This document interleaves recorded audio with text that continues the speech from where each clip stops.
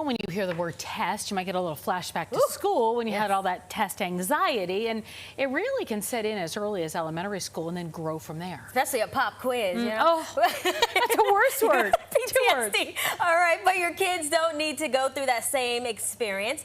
Lisa Collum is a former teacher who transformed a failing school into one of the top scorers. She joins us now with some test-taking tips. Welcome to the show. Thank you for having me. Yeah. All right, so before we get into your tips, tell us about the success story, turning like some failing students into top scorers. Yeah, so I started teaching 19 years ago. I was at a Title I F school, and many of my students were below grade level and English language learners. So I knew I had to come up with a way to teach writing that would be simple for them. And so I broke down an essay into pieces, used repetition and practice, and was able to get them from 38% to 95% proficiency.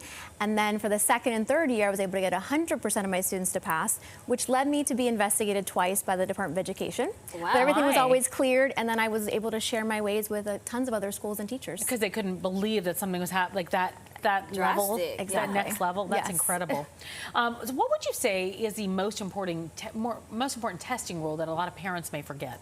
Not to make a big deal about testing. Okay. It's just, you know, when the parents are stressed, always talking about it, worrying, the kids pick up on that. Sure. And they may not even be stressed, but you hear mom and dad talking about it and worrying about it, then you're stressed, now everyone's stressed. So we just need to remember that testing is just a part of it, and it's a way for schools to assess and help students. I feel like adults can learn from that somehow too. It just Like the regular driver's life. test.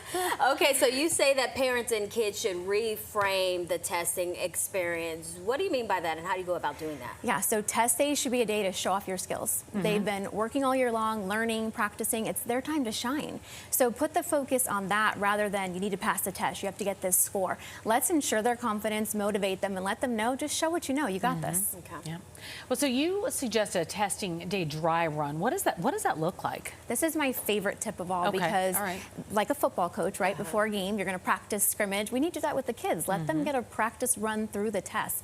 Let them know beforehand who they're testing with and where they're testing, because remember, a lot of students go to different testing rooms on test day. So if you're with your teacher all year long, then all of a sudden on test day you're told go to this room with this teacher, that can be upsetting on the day of test. So let's let students know before test day where they're testing, who they're testing with, what the test is going to look like, and even do like a practice run through the test.